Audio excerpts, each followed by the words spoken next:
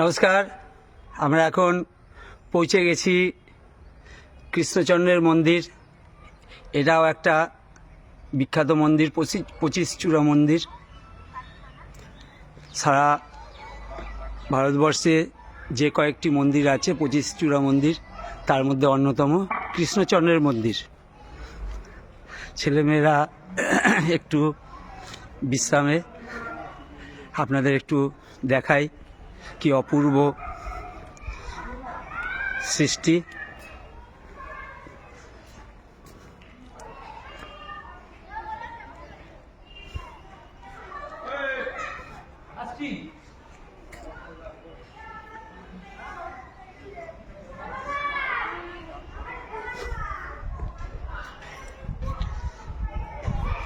আমাদের দীপান্বিতা ম্যাম।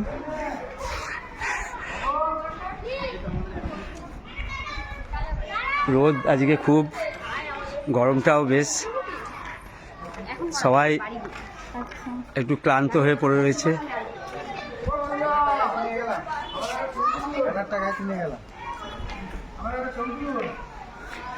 যে যার এই ঠান্ডা পরিবেশ পেয়েছে, ছেলেমেয়েরা এদিক ওদিক একটু নিজের মতন করে হাঁটছে।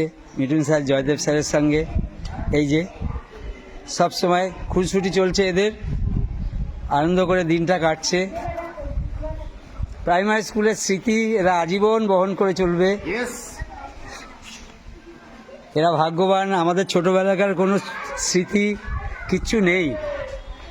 প্রাইমারি স্কুলে ছোটবেলাকার ছবি, হাই স্কুলে ছোটবেলাকার ছবি, কোনো ছবিই নেই আমাদের। আমরা অতীতটাকে সেইভাবে দেখতে পাই না, তবে উপলব্ধি করতে পারি। আমরা মাটি মেখেই বড় হয়েছি। এই যে গাছটা দেখতে পাচ্ছেন, এখানে অনেক রকম গাছ আছে। এই গাছটার সঙ্গে এখানে আছে অশ্বত্থ, বট, নিম, কাঁঠাল, বেল এবং আরও আমার অজানা কিছু গাছ।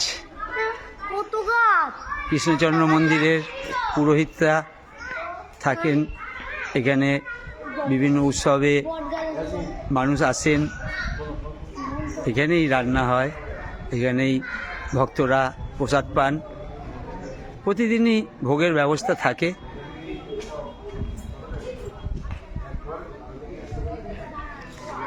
এই কৃষ্ণচন্দ্রের মন্দির কি অপূর্ব। আপনাদের একটু ঠাকুর দর্শন করাই।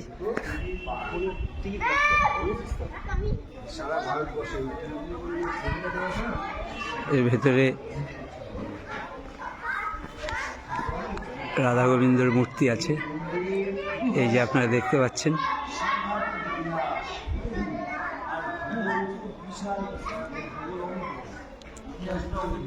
আপনারা সঙ্গে থাকুন। এইভাবে আমরা পরপর আপনাদের সমস্ত জিনিসটাই দেখানোর চেষ্টা করছি। তবে ছবিতে দেখা আর নিজে এসে দেখা, এর মধ্যে অনেক তফাৎ আছে। আপনারা আসবেন কালনা শহরে এবং শহরের এই বিখ্যাত সমস্ত পুরাতত্ত্ব সেইগুলো উপভোগ করবেন। এখন এই পর্যন্তই, আপনারা সঙ্গে থাকুন।